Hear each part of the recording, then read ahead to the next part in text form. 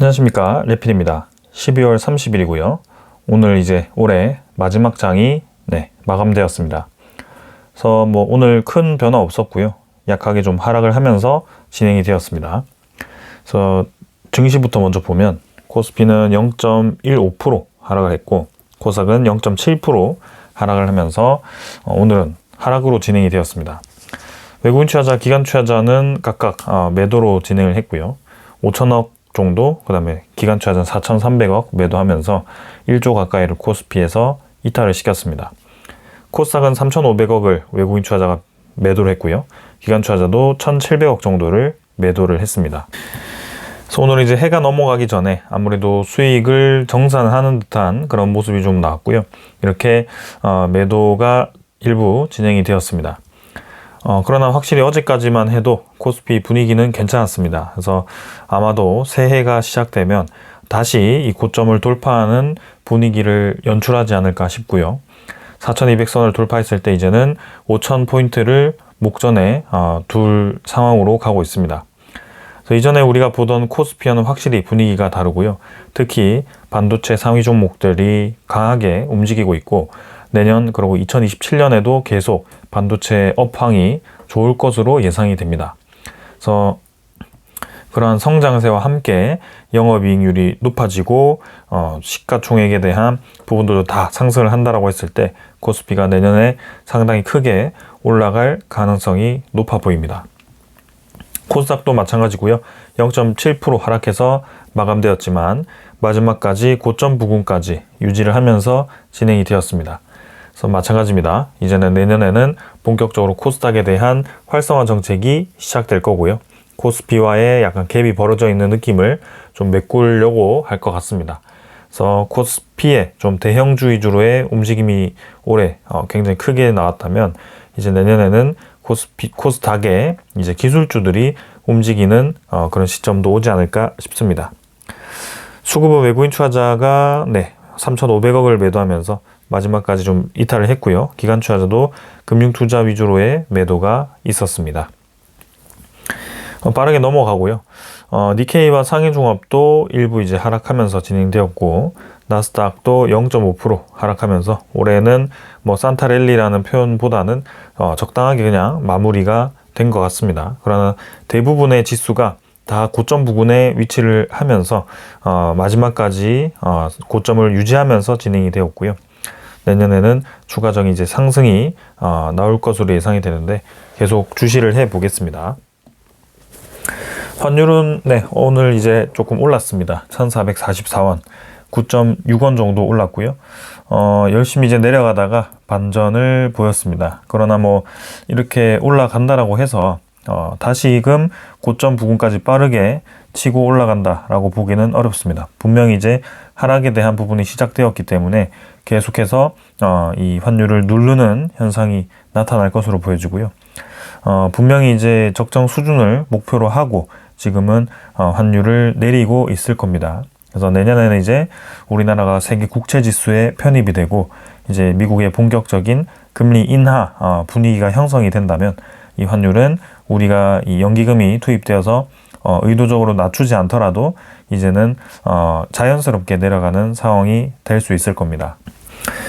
그래서 지금은 해외 자산도 많았기 때문에 이렇게 환율에 대한 방어를 할 수 있는 상황이 있지만 이게 예를 들어 이제 내년에도 구조적인 그런 상황이 환율에 대한 하락으로 나타나지 못했을 때는 이 방어에 대한 체력이 이제 서서히 줄어드는 거겠죠.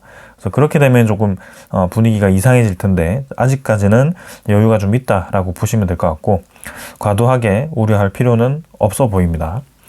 전체적으로 좀 이렇게 시장이 진행되고 있습니다. 그 다음에 우리나라가 아니죠. 미국의 선물 지표는 부합 수준으로 진행이 되고 있고요. 마찬가지 크게 움직임 없이 진행 중입니다. 원자재 가격은 들쭉날쭉합니다. 금이 급락을 했다가 다시 올라가기 시작했다가 왔다 갔다 하는 분위기고요. 계속 큰 분위기 없이 추세 없이 고점 부근에서 유지를 하고 있다. 일단은 올해는 가볍게 그냥 지나가는 것 같고요. 이제 2026년에 어떻게 될지를 좀 봐야 되는 상황입니다. 그래서 26년도에 어떤 점을 이제 우리가 준비를 해야 되는지 또 한번 영상을 따로 다뤄보도록 할 거고, 오늘은 이 두산 에너빌리티를 비롯한 종목들에 좀 집중을 하겠습니다. 자, 두산 에너빌리티는 700원 하락해서 진행이 되었습니다. 0.9% 하락했고요. 계속 비슷한 구간 유지하고 있습니다. 큰 변화 없고요. 거래량도 적습니다. 그래서 기관 투자자, 외국인 투자자 오늘도 약하게 매도했고요. 큰 변화 없었기 때문에 넘어가도록 하겠습니다. 현대건설도 비슷하죠. 비슷한 자리 어제와 똑같이 유지했습니다. 기관 투자자의 매도 물량이 나오지만 연말 특수의 그런 일부 매도 물량이라고 생각되고요. 외국인 투자자는 오히려 매수를 이어가고 있습니다. 한전기술도 비슷한 자리 형성하고 있고요. 기관 투자자 위주로의 매도가 이어지고 있고, S&T에너지도 조금씩 계속 누르고 있는데 일단은 쌍바닥 지지 라인은 형성을 했습니다. 추가적인 이제 하락 없이 내년에는 이제 SMR에 대한 테마와 함께 좀 상승을 기대해 보겠습니다. BHI는 3% 정도 조정을 받았고요. 최근에 이제 위아래로 계속 주가를 흔드는 모습인데요. 분명히 한 번은 튀어나갈 종목이다. 수주 잔고 많고 기업에 대한 영업이익도 상당히 높고 ROE도 높습니다. 그래서 BHI 내년에는 주목할 만한 기업입니다. 외국인 투자자 44,000주 매도했고요. 크게 물량은 없었습니다. 청와밴드는 바닥 라인 계속 유지하고 있고요. 마찬가지입니다. 크게 움직임 없었고, 외국인 투자자 위주로의 매수가 이어지고 있고, 기관 투자자 차익 실현 물량이 나오고 있습니다. 이것도 이제 피팅 제작 업체고요. 성광밴드도 내년에 이제 미국의 그런 원자력 플랜트라든지 여러 이 에너지 플랜트에 들어가는 이 피팅 관을 수출을 본격적으로 한다면 성장할 수 있는 기업입니다. 태용은 550원 하락했고 2% 조정을 받았습니다. BHI와 유사하게 진행되고 있고요. 위아래로 주가가 흔들리고 있습니다. 거래량 적었고요. 기관 투자자 매도 물량으로 조금씩 내려가고 있습니다. 그러나 오늘 30일이었죠. 그래서 태용이 이제 한참 올라갈 때 투자 경고 종목 지정 예고가 오늘로서 이제 마지막에 판단일로 넘어갔습니다. 그래서 12월 31일까지 판단해서 이제는 이 조건에 해당되지 않았기 때문에 새해 첫날부터는 이렇게 투자 경고 없이 투자 주의 없이 장이 시작될 겁니다. 그래서 그동안 이제 좀 눌러져 있던 부분들이 해소가 되지 않을까 싶고요. 태용 같은 경우는 분명히 이 기자재 업체로서, 특히 단조 기업으로서 두산에너빌리티 다음으로 큰 기업이기 때문에 상당히 주목을 많이 받을 것으로 예상이 됩니다. 특히 우주항공도 껴있고 원자력, 풍력, 조선 모두 다 껴있기 때문에 상당히 이제 많은 수혜를 볼 것으로 기대돼서 개인적으로 주목을 하고 있는 기업입니다. 우진도 2% 정도 하락을 했고요. 17,000원 정도 이렇게 떨어졌습니다. 그래서 61선 따라서 가고 있고요. 우진도 계측 거의 독점 수준으로 진행을 하고 있고요. SMR 시장이 이제 힘을 받았을 때 당연히 올라갈 수밖에 없습니다. 우진도 꾸준히 힘을 받아서 올라갈 거고요. 계속 성장할 수밖에 없는 구조적인 수혜를 받을 수 있는 기업입니다. 기관 투자자 매도 일부 나왔지만 외국인 투자자가 그 물량을 받아주고 있습니다. 보성파워텍도 1% 정도 조정받았고요. 비슷한 라인에서 계속 주가가 형성되고 있다. 수급은 크게 변화 없었고요. 확실히 이제 아직은 움직임이 없습니다. 우리 기술도 마찬가지였고요. 그래서 오늘은 이렇게 마무리가 되었고, 이제 새해 움직임이 어떻게 되는지, 새해에는 이제 원자력 테마로 다시 수급이 쏠릴 수 있는 그런 소식들이 나와야 되겠죠. 그래서 그런 부분들을 기다려 봐야 될 것 같습니다. 그래서 아무래도 우리가 기대하는 소식은 첫 번째는 미국에 대한 원전 본격적인 협력 소식입니다. 그래서 그동안 언급되었던 마누가 프로젝트, 바스가가 조선업에 있다면 이제는 마누가가 미국 원전업에 있죠. 그래서 우리나라 기업들이 본격적으로 웨스팅하우스와 그 다음에 SMR 기업들과 힘을 합해서 미국 원전의 4배의 주요 포지션으로 들어간다. 그래서 대미 투자 금액과 함께 패키지로 엮일 가능성이 있고, 그 부분이 구체화된다면 당연히 힘을 받을 것 같습니다. 그리고 두 번째는 우리나라만의 이제 또 수출입니다. 원전 수출. 그 수출은 이제 베트남 원전이 될 수도 있고요. 그 다음에 튀르키예 원전이 될 수도 있고, 그 다음에 UAE라든지 사우디라든지 이런 중동발 원전이 될 수도 있고, 또 우리가 예상치 못했던 다른 국가의 원전이 될 수도 있습니다. 그러나 웨스팅하우스와 같이 엮여서 나가든 아니면 단독 수출이 되든 일단 또 체코 원전 이후에 추가적인 이 수주가 예상이 되고요. 그래서 그런 부분들이 있으면 상당히 좋을 것 같습니다.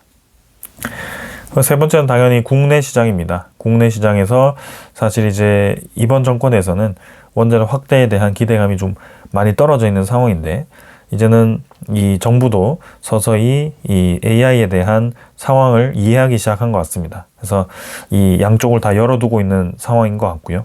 그 타협점이 이제 어떻게 될지 좀 봐야 됩니다. 그래서 신규에 대한 원전 확대가 확실히 정해졌을 때는 이 기업들도 다시 수혜를 볼 것으로 예상됩니다.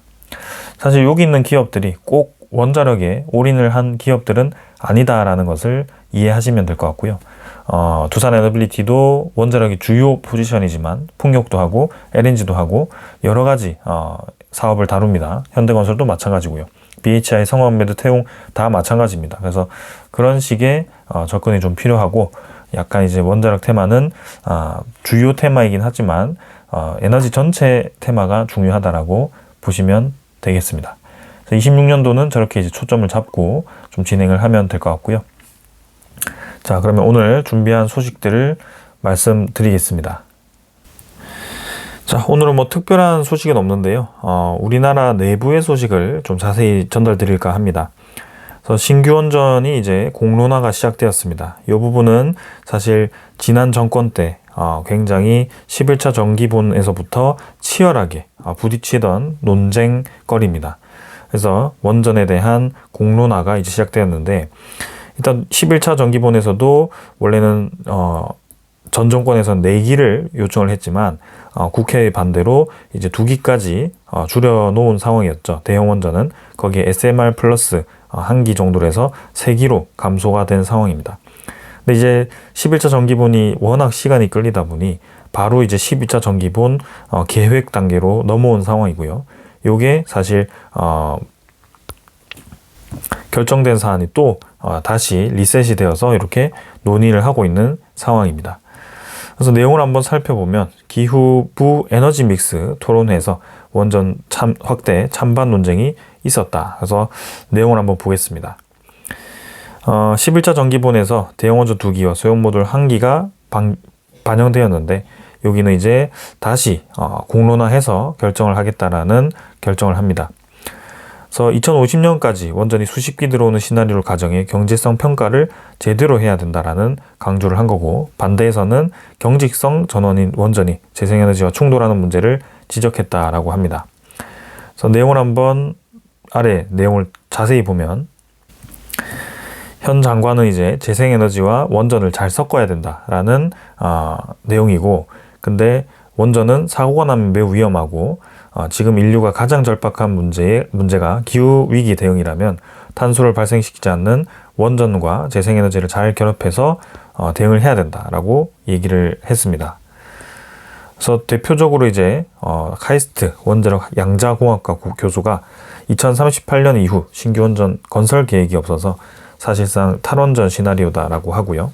그래서 이런 부분들이 이제 경제성 평가를 제대로 해서 우리가 매년 2기씩 건설을 했을 때에 대한 이득을 다시 한번 생각을 해봐야 된다라고 강조를 했습니다.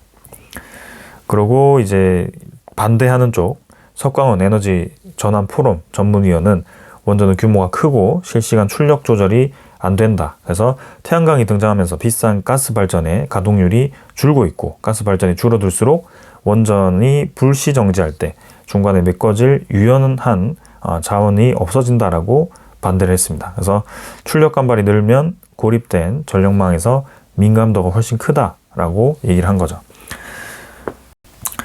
그래서 이 계획에 대해서 어떻게 이제 이러한 가동에 대한 대책을 할 건가를 얘기를 해야 되고, 이 정산 단가가 실제 이제 우리 시스템에서 나오는 수혜라는 점을 또 강조를 하면서 마냥 싸진 않다라고 또 얘기를 한 것 같습니다.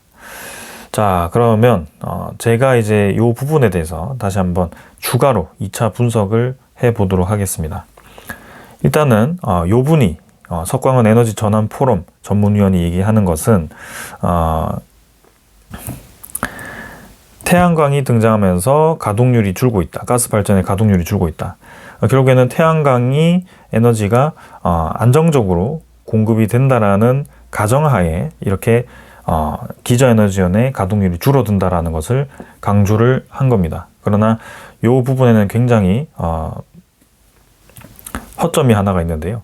이 태양광이 안정적으로 운용되지 못했을 때에 대한 가정이 전혀 없습니다. 그래서 태양광 같은 경우는 사실 불안정한 에너지원이다라고 계속 강조를 하는 거죠. 다른 국가에서도 그렇고 신재생에너지에 대해서 좀 불안하다라고 얘기를 하는 분들도 그렇고요. 그럴 수밖에 없는 것이 낮에는 가동이 되고 밤에는 가동할 수 없고, 그리고 계절에 따른 태양광 효율에 따라 달라지고, 그 다음에 실제 이 기후에 대한 영향을 많이 받는 에너지원이 되는 거죠. 그래서 마찬가지 우리가 예상하지 못하는 그런 이 생산량이 발생하는 거기 때문에 그것이 이제 불안정한 겁니다. 가을이고 그러고 이제 한낮이고 출력이 잘 나올 때는 정말 이제 이 가스 발전을 하지 않아도 될 만큼 좋겠죠. 좋은 에너지원입니다. 그러나 만약에 예를 들어 이제 장마 기간, 그죠? 해가 뜨지 않고 한 달 내내 그렇게 비가 오는 상황이 이어졌을 때 태양광에 대한 효율은 급격하게 떨어질 거고, 거기에 대해서는 결코 가스 발전의 가동률이 줄지 않을 겁니다. 그래서 특정한 상황을 계속 강조를 하는 얘기를 하기 때문에 사실 이런 부분들이 반대쪽에서 동의를 할 수 없는 얘기가 되는 거겠죠. 왜냐하면 반대쪽에서는 계속 이 태양광에 대한 불안정성을 중요하게 보고 있는 거고요. 그런 부분들을 이제 극대화시킨 것이 이제 AI의 데이터 센터겠죠. 그리고 최근에 첨단 제조 시스템입니다.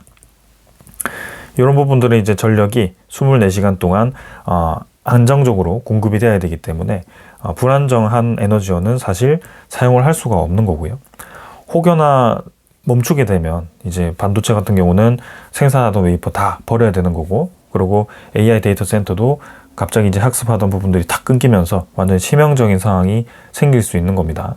그래서 그런 부분들이 해결되어야 된다라는 점이고, 그 불안정성을 해소하기 위해서 많은 국가들이 AI와 원전을 엮고 있다는 것을 절대 잊지 말아야 됩니다.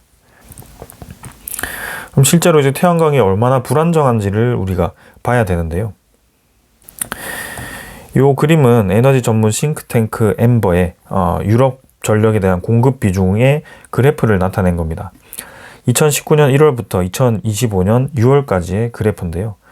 자, 여기 태양광이라는 것을 보시면 태양광에 대한 공급 비중이 점차 늘어나는 것을 볼 수가 있습니다.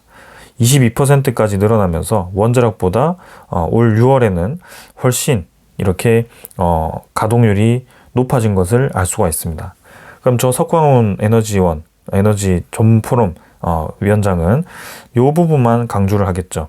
그래서 원자력이 필요 없다라고 계속 얘기를 할 텐데, 그럼 이때는 어떤가요? 여기가 이렇게 태양광이 갑자기 가동률이 급격하게 떨어지는 지점이 매 년마다 있습니다.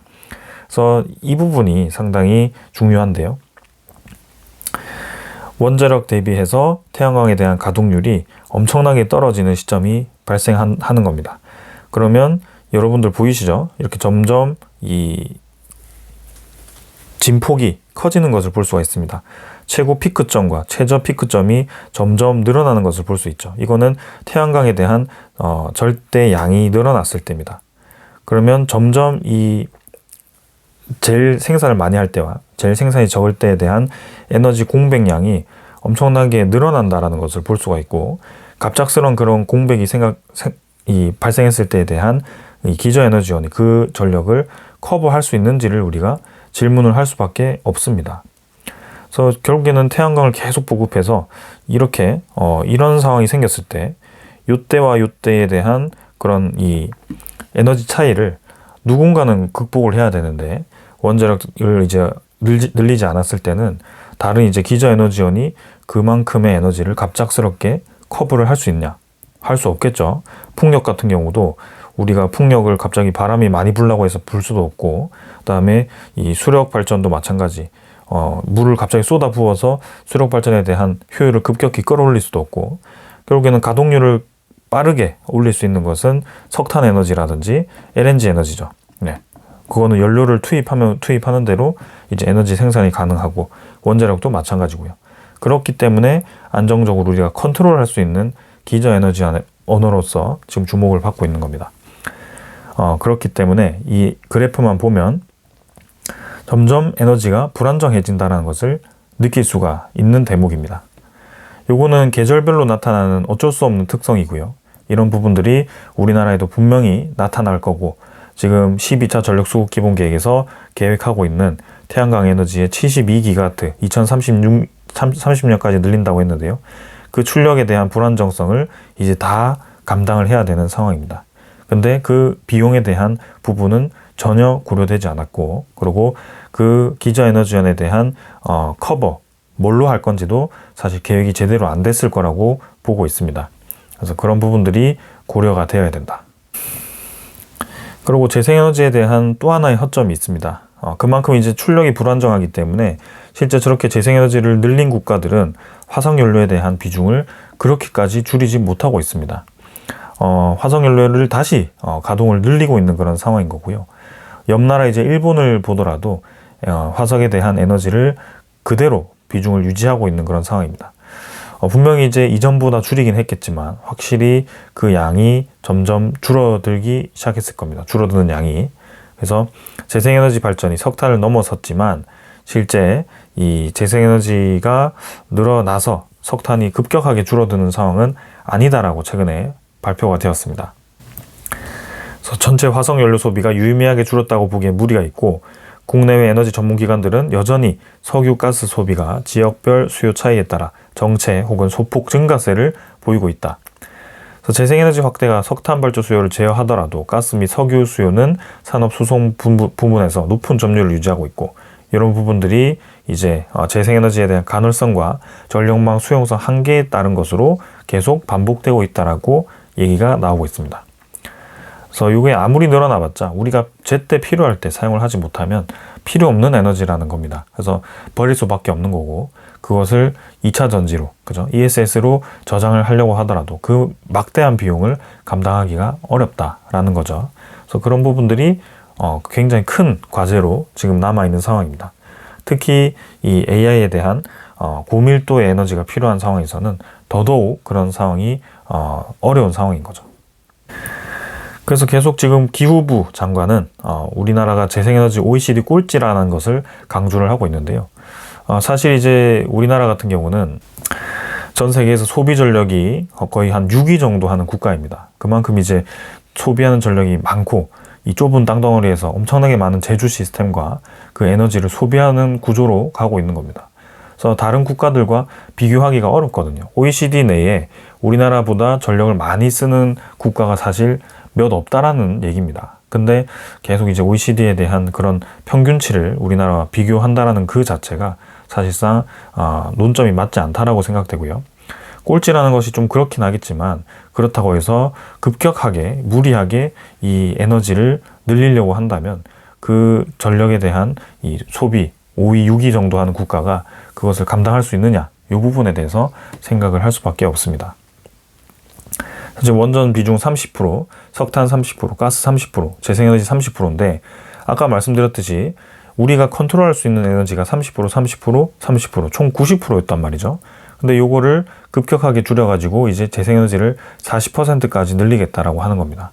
그러면 이 컨트롤 안 되는 에너지가 지금 40%까지 늘렸기 때문에 갑작스럽게 이 기저에너지는 50%로 준 상황이고, 이 부분들이 이제 제때 에너지 공급을 못 해줬을 때는 굉장히 큰 혼란이 나타날 수 있다는 겁니다.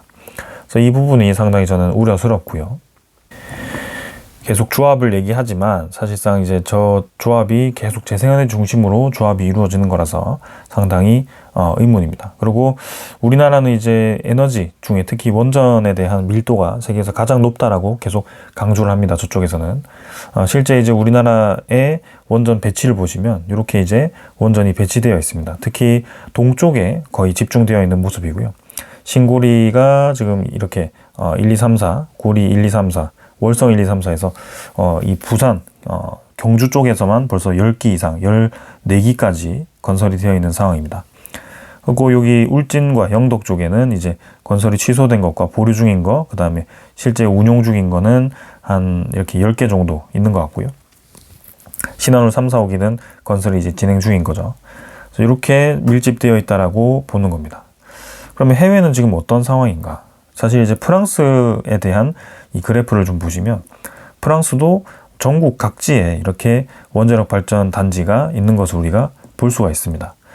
굉장히 많은 원자력 발전 단지고요. 프랑스도 지금 원자력 강국입니다. 그래서 미국, 중국 다음에 이제 프랑스이기 때문에 상당히 많은 원자력을 운용하고 있고, 실제 여기는 이렇게 원자력에 대한 그런 핵 폐기물 저장소까지 아주 거미줄처럼 다 만들어져 있습니다. 그만큼 전국적으로 배치되어 있다라고 보시면 될 것 같고요.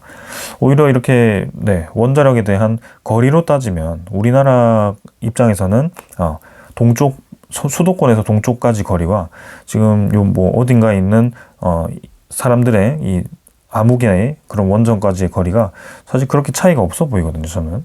그래서 뭐 밀집도가 그렇게 크다라고 느끼는 것 자체가 좀 모르겠습니다. 그리고 일본도 마찬가지입니다. 이렇게 동쪽, 서쪽 해안가에 원자력 발전소가 엄청나게 많이 집중되어 있는 것을 볼 수가 있습니다. 일본도 면적이 크긴 하지만 결국에는 중간에 다 이렇게 다 산맥이기 때문에 이 해안선을 따라서 인구가 다 밀집되어 있거든요. 그런 것을 가정한다면 이렇게 뭐 인구 밀집 지역에 원자력 발전소가 계속 집중되어 있는 것을 우리가 볼 수가 있습니다. 이 부분이 지금 54기까지 운전하고 있었는데 지금 이제 후쿠시마 원전이 사고가 터지면서 정지를 했는데 그걸 다시 이렇게 운용을 한다라고 하니 왜 이 사고가 터진 국가가 이렇게까지 리스크를 무릅쓰고 운용을 하려고 하냐. 난카이 대지진도 있었고, 그죠? 최근에 그 주변에도 계속 지진이 일어나는데 왜 계속 다시 살리려고 하냐. 거기에 대한 의문감이 계속 들죠. 그만큼 그 전력에 대한 효율이 좋고 그 전력이 필요한 상황으로 가고 있기 때문이다 라고 생각이 됩니다. 그리고 중국도 마찬가지. 다 해안가에 이렇게 집중되어 있습니다. 중국 땅덩어리는 이렇게 생겼죠. 근데 원전 밀집 지역은 다 여기입니다. 그러면 사실상 우리가 지금 우리나라가 뭐 세계에서 원전 밀집이 가장 많다라고 얘기하지만 이 땅덩어리 전체 나누기 원전 수해서 그렇게 나온 거거든요. 우리나라는 땅덩어리가 작으니까 당연히 그렇게 밀집이 있다라고 볼 수밖에 없는데 실제 유효 면적에서의 원전 밀집도를 보면 우리나라도 사실 뭐 중국이나 뭐 일본이나 우리나라나 다 비슷할 것 같습니다. 그래서 계속 그 수치를 가지고 우리나라에 뭐 지을 데가 어디냐 이렇게 얘기를 하는 것은 굉장히 한 데이터만 가지고 숫자만 가지고 그저 탁상 행정을 하는 그런 상황이다라고 볼 수밖에 없습니다. 그래서 중국이 왜 이렇게 공격적으로 늘릴까요? 그래서 향후 이 원전에 대한 건설을 계속 진행할 것으로 예상되고요. 건설 중인 것도 많고 건설 예정인 것도 상당히 많습니다. 그래서 중국은 재생에너지도 많이 늘리지만 원자력 발전을 대폭 늘리는 이유는 그 제조 시스템, 그 다음에 향후 이제 AI에 대한 그런 데이터 센터에 들어가는 기저 에너지원, 양질의 에너지를 공급하기 위함이다라고 보시면 됩니다. 그럼 미국은 다 어딨냐? 미국 원전도 다 이쪽 동쪽에 이렇게 집중되어 있습니다. 뉴욕 뭐 이런 북부 요쪽에 이제 다 밀집되어 있고요. 서부에는 뭐 거의 없죠. 그렇기 때문에 다 똑같은 상황이다. 일부 지역에 밀집되어 있고 전체 나라 면적 나누기 그죠? 원전수 하면 당연히 우리나라가 불리한데 저 상황을 보면 다른 데이터가 나오겠죠. 인구 밀집 지역과 그 주변 이제 지역을 이제 대비해서 그렇게 원전 나누기를 하면 사실 유효 면적당 원전수가 우리나라가 다른 국가 대비해서 그렇게 많은 수준은 아닐 수 있다라고 생각됩니다. 중국은 실제로 2030년까지 최대 원전국이 될 예정이고요. 지금 뭐 건설 중인 것이 다 해서 118기, 가동 중인 것이 58기입니다. 그래서 이렇게까지 많이 늘릴 겁니다. 그 118기가와트죠. 그래서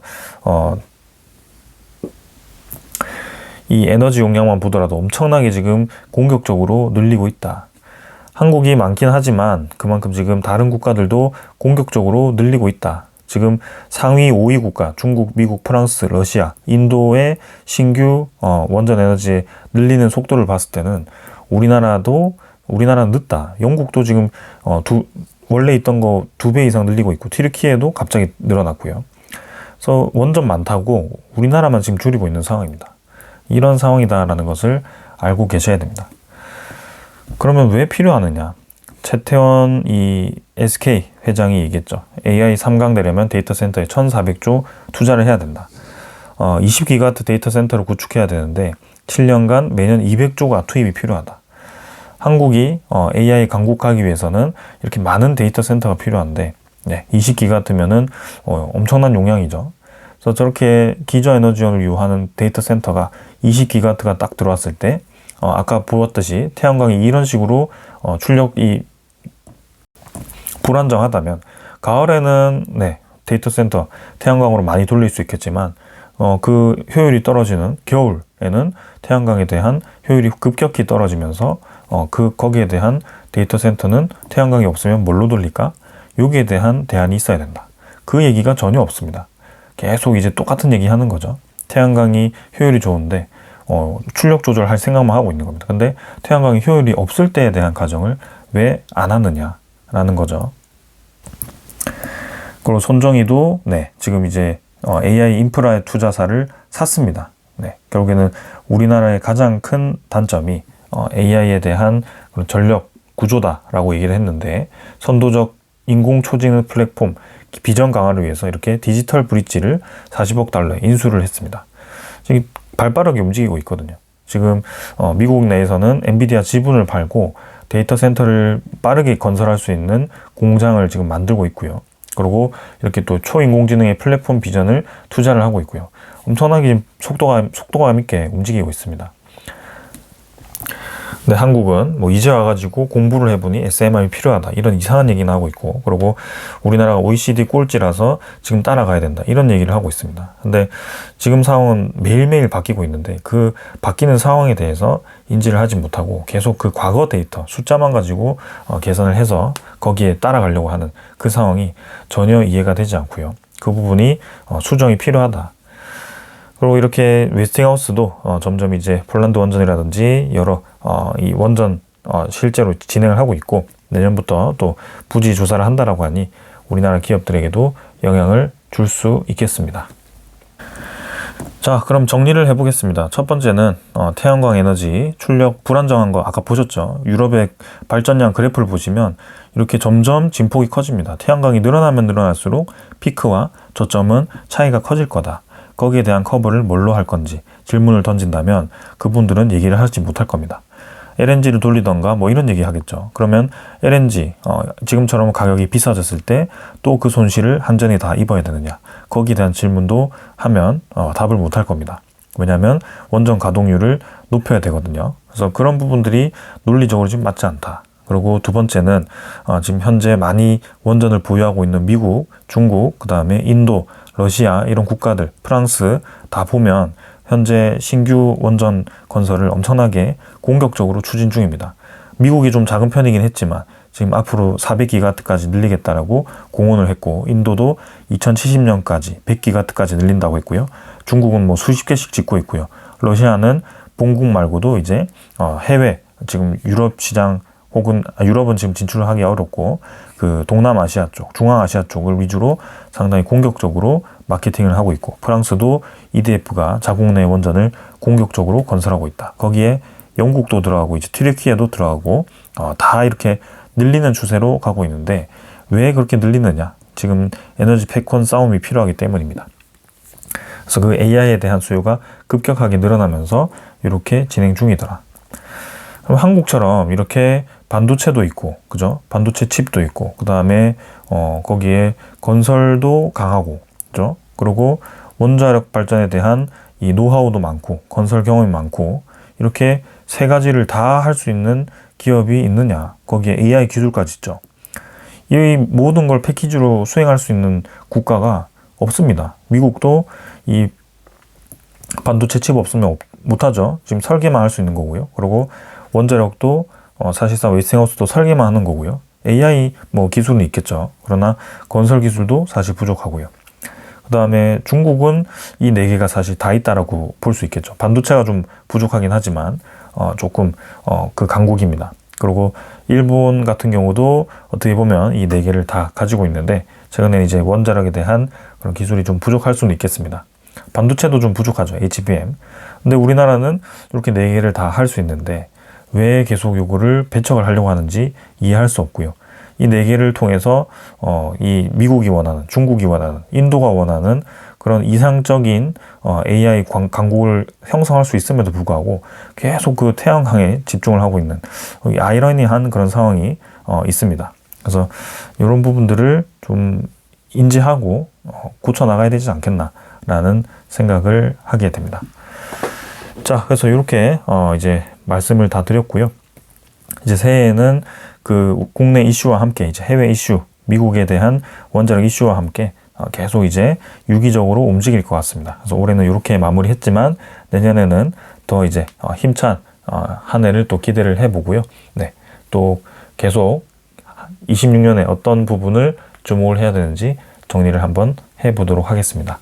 오늘은 여기까지 하겠습니다. 감사합니다.